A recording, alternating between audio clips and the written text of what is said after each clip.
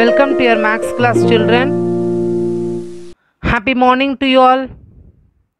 How are you? Yes, I hope you are all fine. Let us move on to chapter 3.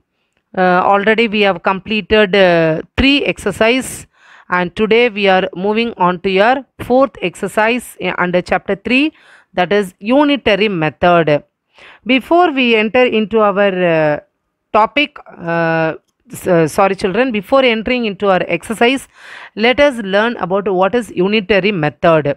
Okay, so let us see what is unitary method. Finding the value of one unit and then using it to find the value of the required number of unit is known as unitary method. To find one unit, we are using the same thing, that is, listen to the word, children. Finding the value of one unit and then using the same unit to find the value of the required number of unit, that is called as an unitary method.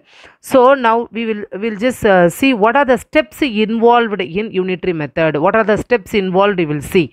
So we have some steps for the unitary method. So we will see what are the steps. The first one, express the given problem in mathematical statement. You know what is the mathematical statement? So you have to express the given thing first in the mathematical statement. And second point, find the value of one unit of the given item.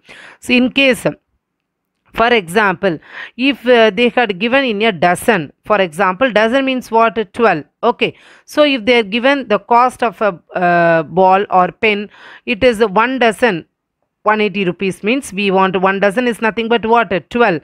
So we have to convert that to find a single pen, that is 1. So that is called as find the value of one unit of the given item using division. Next, the third point, find the value of the required number of the same item using multiplication. Now they ask you to find the cost of 5 pen, means then you found for 1 pen. For example, the 1 pen cost is now rupees 5, means we want to find for the cost of 5 pen. What will you do automatically? Multiplication. Yes, of course. So 5 into 5, 25 rupees. So the cost of the 5 pen is now 25 rupees. So these are the 3 steps involved in unitary method. Shall we recollect it once again, children? Yes. The first one, express the given problem in mathematical statement. Second one, find the value of one unit of the given item using division. Third point, find the value of the required number of the same item using multiplication. Now let us see some examples based on this unitary method. I think you all understood what I said.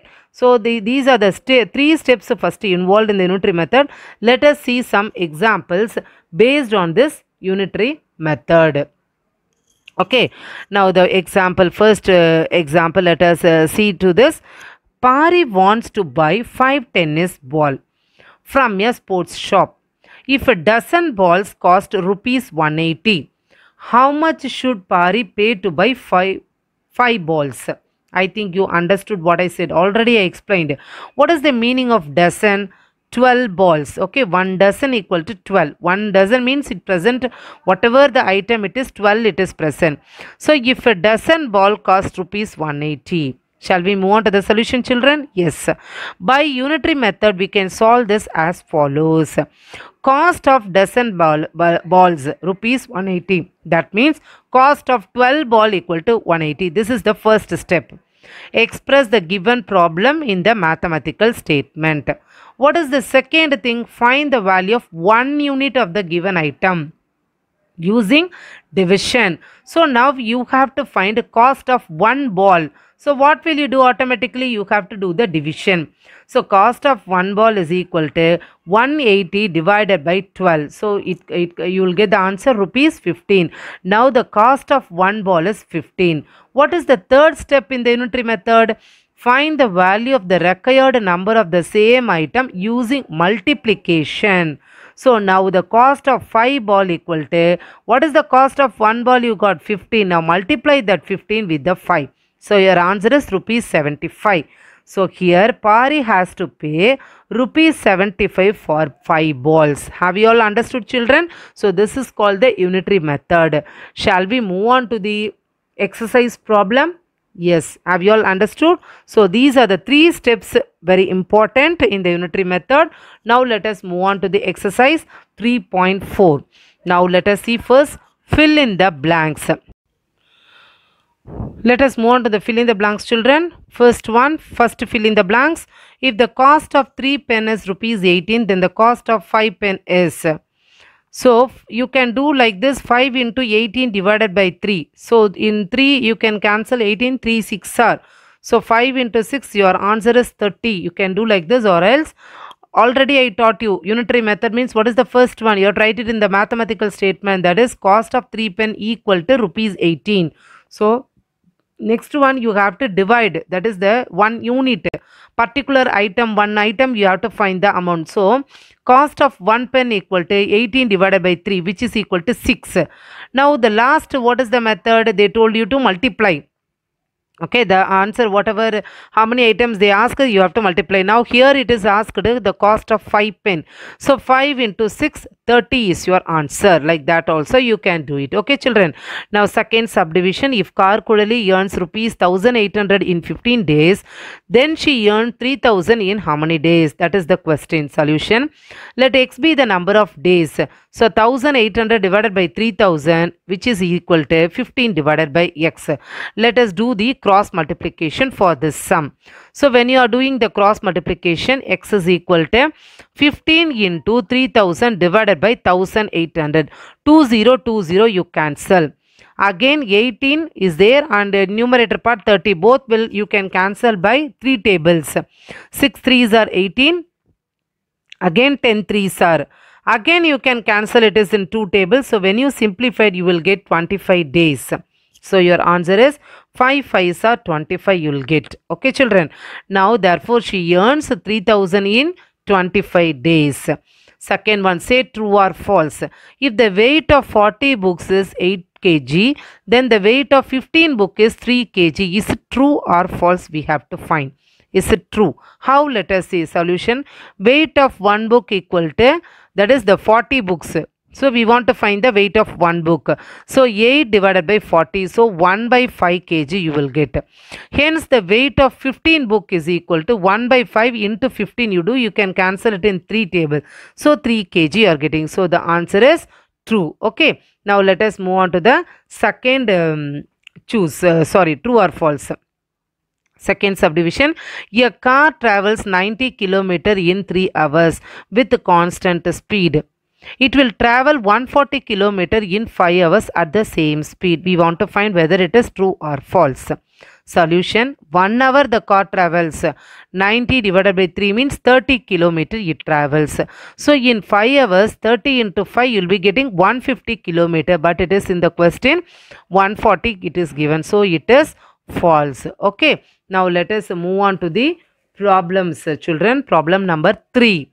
If a person reads 20 pages of a book in 2 hours, how many pages will he read in 8 hours at the same speed? So a person read 20 pages of a book. In 2 hours he is reading 20 pages. So how many pages he will read in 8 hours? That is the question you have to find. Solution. Number of pages read in 2 hours equal to 20 pages. Then number of pages read in 1 hour equal to 20 divided by 2, 10 pages. So he will read in 1 hour 10 pages. Now what is the question they asked? How many pages will he read in 8 hours? So number of pages will he read in 8 hours is equal to 8 into 10. So 80 pages is your answer. Have you all understood, children? Yes. Now let us move on to problem number 4. Question number 4. The cost of 15 chair is rupees 7,500. Find the number of chairs that can be purchased for rupees 12,000. I think you understood the question, children. The cost of 15 chair is rupees 7,500. Now the number of, we want to find for the cost of 15 chair is rupees 7,500. Now how many chairs they can be purchased for the amount rupees 12,000. So number of chairs we have to find. Let us move on to the solution, children.